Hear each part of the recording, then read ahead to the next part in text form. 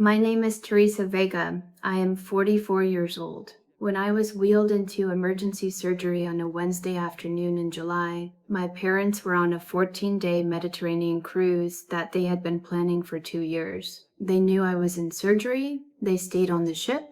When they came home 8 days later, tanned and carrying airport chocolates, they discovered that I had met with my attorney from a hospital phone line on the second day of my recovery, and that the conversation we had that afternoon had consequences they were not expecting.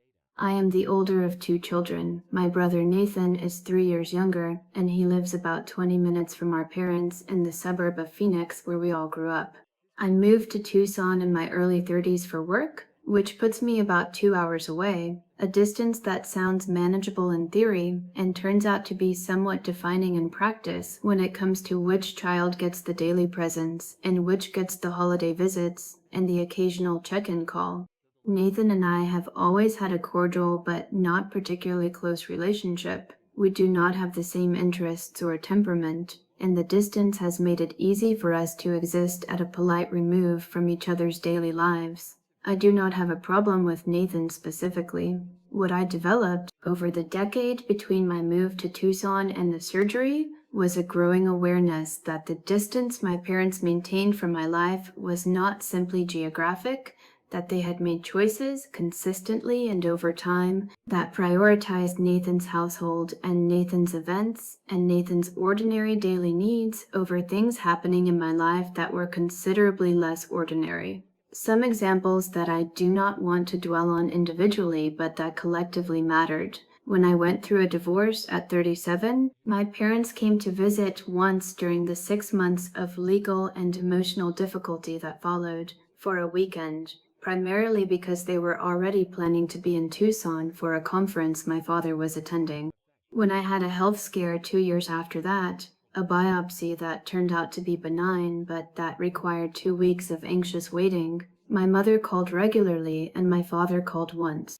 When I landed a promotion that represented the culmination of about 6 years of work and moved me into a leadership position I had been working towards since I started my career, my parents took me to dinner and then spent a significant portion of it discussing a kitchen renovation Nathan and his wife were planning. I am describing these things not to build a case, but to give you the context I had accumulated by the time the surgery happened, the specific lens through which I experienced what my parents chose to do that July. The surgery was not planned. That is the first thing to understand. This was not an elective procedure with a long lead time that my parents could have planned around.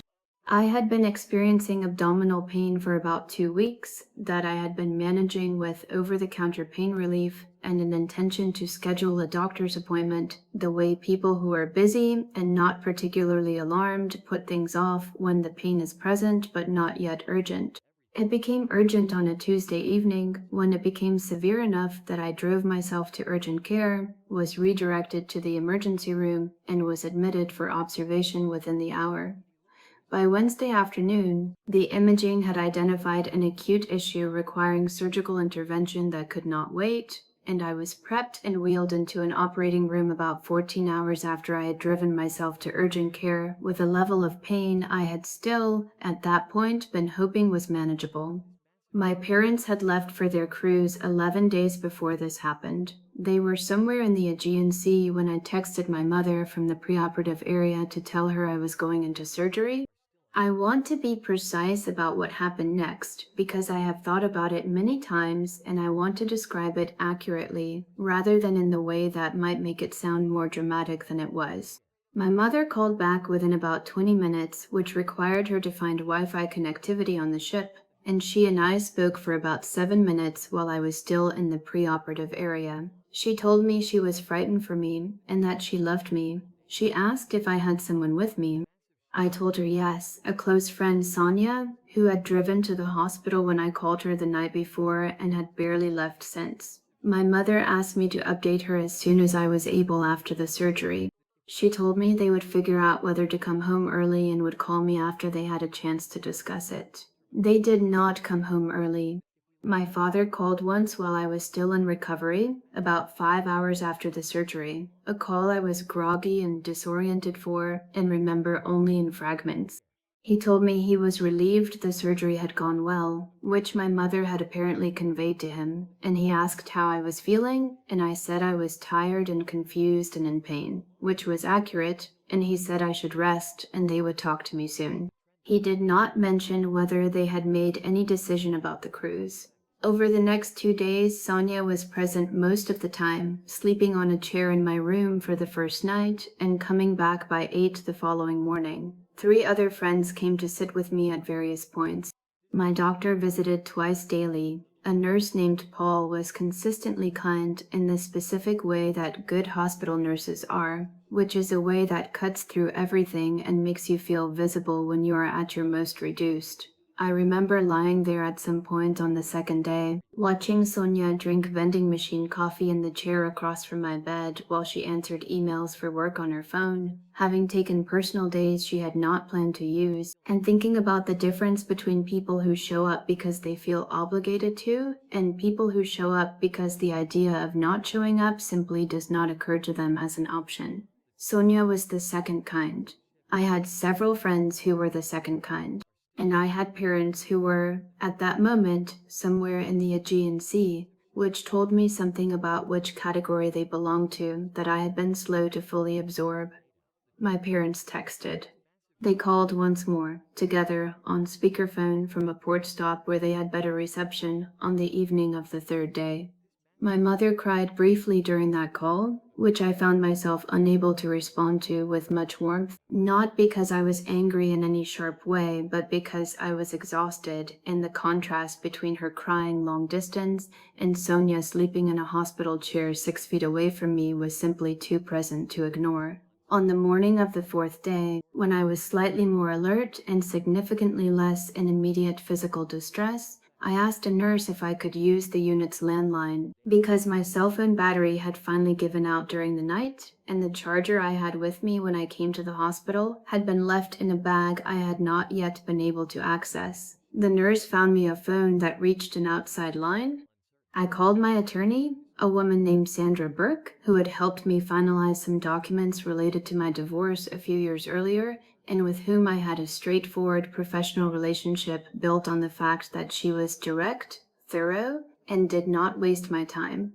I told Sandra what had happened and what I wanted to address. I told her I had a will and some related documents that had been drafted before my divorce, and that still contained references to my parents and roles, specifically a medical power of attorney and a contingent financial beneficiary designation that I wanted to revisit given what I had understood about their actual availability in a crisis.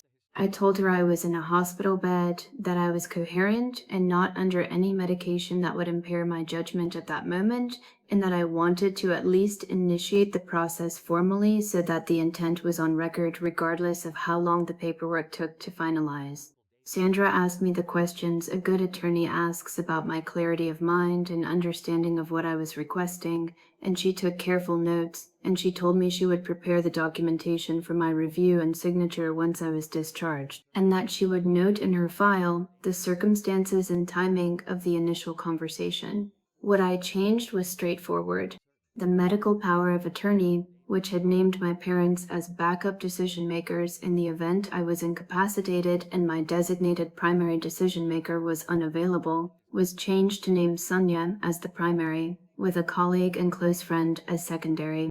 My parents were removed from the designation entirely, the contingent beneficiary position they had held on one of my retirement accounts, a legacy arrangement that predated several life changes including my divorce, was redirected to a charitable organization I had been supporting for years that ran literacy programs for adults in rural communities, a cause my late grandmother had cared about and that I had continued funding in her memory. I am aware that these changes sound, described plainly, like a punishment. I want to be honest that the question of whether they were punitive or simply accurate occupied me for some time during my recovery, lying in that hospital room with a lot of hours to think. The conclusion I arrived at over several days was that punishment implies a hope that the other party will suffer, and what I actually felt was not that hope but something much quieter. I felt finished. Not finished with my parents in a dramatic or permanent way, but finished with maintaining a legal fiction that they were the people I could count on when things went genuinely wrong. Finished extending a benefit of the doubt I had been extending for a decade while the evidence quietly accumulated on the other side. There was, I admit, a very brief period of something sharper than that, in those first hours after the attorney call, when the clarity I felt had more heat to it. But it cooled over the following days into something more durable and less satisfying in a dramatic sense, which was simply the feeling of having finally done the administrative work of matching my paperwork to my life. My parents came home from their cruise on a Thursday evening. My mother called me from the airport. I was back in my own apartment by then, recovering steadily, being checked on regularly by Sonia and other friends who had organized a loose rotation of meals and company that I had not asked for and was genuinely moved by. I told my mother I would like to see them once she and my father had settled back in, that I wanted to talk about the past couple of weeks. We arranged a dinner at their house the following Sunday, which gave me several more days to think about how I wanted to approach it. I told them what I had changed and why at that dinner table, calmly, without accusation, mostly because I no longer felt accusatory. I had already made the decision. There was nothing left to argue about. What I owed them was honesty about what had happened and what it had led to. My father was very quiet. My mother asked several questions, some of which were easier to answer than others. She asked whether I understood how much they had wanted to be there and simply felt trapped by the situation, the cruise being non-refundable, the ship having limited means of communication, the surgery having resolved successfully without requiring them to act as decision makers in any acute way. I told her I understood all of that. I also told her that the question was not whether the surgery had needed them, but whether I had needed them, and that on that question I had a clear answer that the cruise had provided.